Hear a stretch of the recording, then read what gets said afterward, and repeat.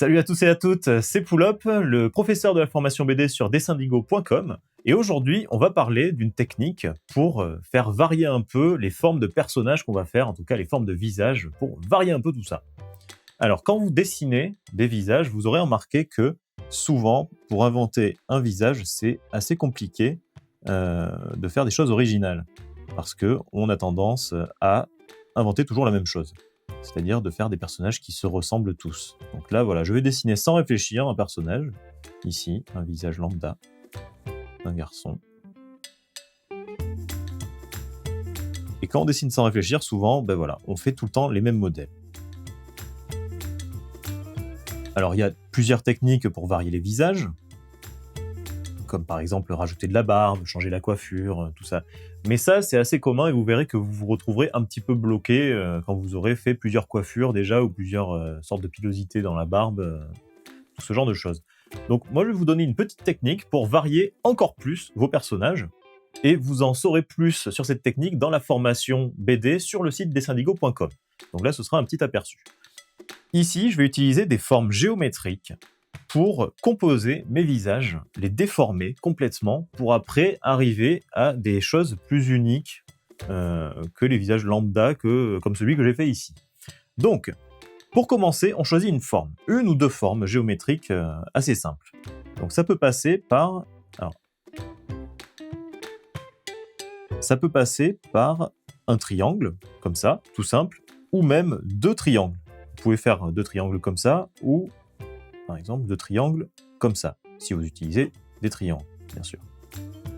Vous pouvez aussi passer par un carré, ou même un rond, mais un peu plus déformé. Ou même deux ronds qui vont former une espèce de cacahuète comme ça. On a aussi par exemple un rectangle. Voilà, à vous de trouver une forme qui vous amuse. Maintenant, le jeu, c'est de placer un personnage dans ces formes et de le rendre amusant.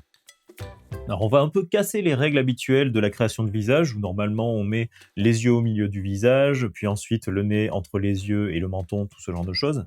Ici, on va s'amuser un peu à casser les règles, justement, grâce à ces formes-là. Alors, une technique supplémentaire, c'est dans une forme que vous avez choisie. Ici, par exemple, on a pris surtout des triangles, donc on va essayer de faire des triangles pour le nez aussi, et pour les yeux, par exemple. Alors pour la bouche, ça va être un peu plus compliqué, mais vous avez compris que voilà, si on essaye de répéter un peu les formes pour que ça soit un peu harmonieux.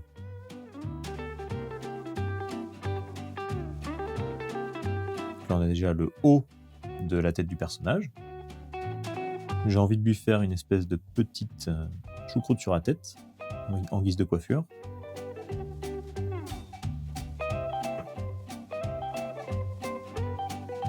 Voilà.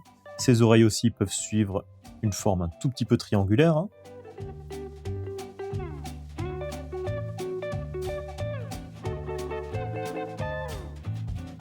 On va dire que c'est un personnage relativement content. Et il me reste qu'à fermer le visage.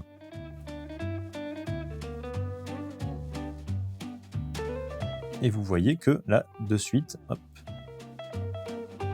on a un visage un peu plus original que le premier que je vous ai proposé. Alors après, à vous de rajouter, si vous voulez, des vêtements, de continuer le personnage si ça vous chante.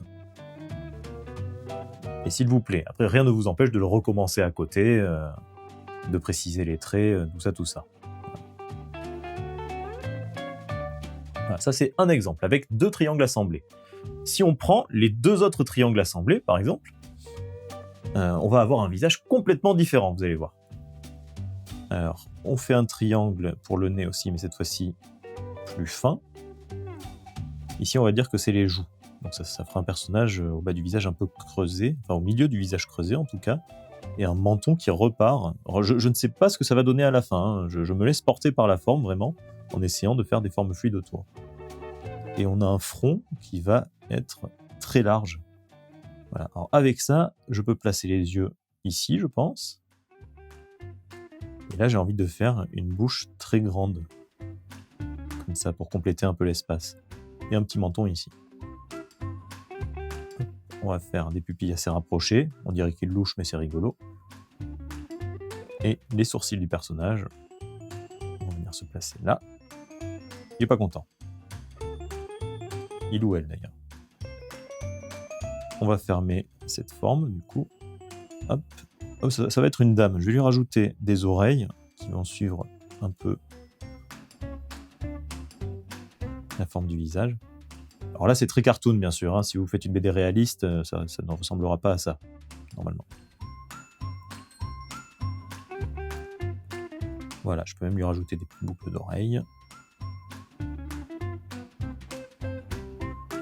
Voilà, et là, on a un visage très cartoon, mais aussi très original comparé à ce que j'aurais pu faire si j'avais juste voulu dessiner une dame un peu âgée. Alors, je vais pouvoir aussi lui faire un col. Et après un corps, ou un début, un buste en tout cas.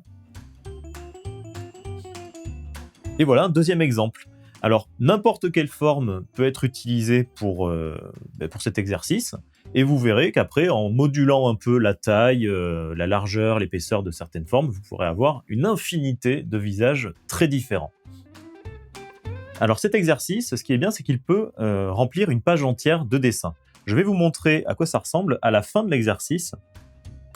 Alors, l'exercice, quand il est bien fait, peut donner des résultats comme ceci. C'est-à-dire que là, comme vous pouvez voir, j'ai fait mes formes à l'avance et j'ai rempli la page entièrement.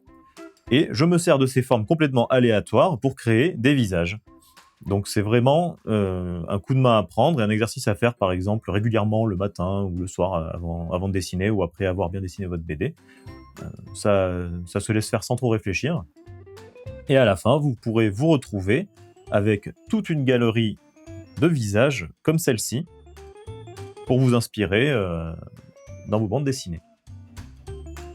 C'est tout pour cette vidéo, j'espère que ces techniques vous auront été bien utiles pour votre bande dessinée. N'hésitez pas à vous entraîner et à montrer vos dessins sur le forum de Dessindigo, parce que sur le site, dans la formation BD, on revient plus en détail sur toutes ces techniques et tout ce qu'il faut faire pour inventer des personnages originaux. Merci à tous et à toutes et à la prochaine pour d'autres vidéos.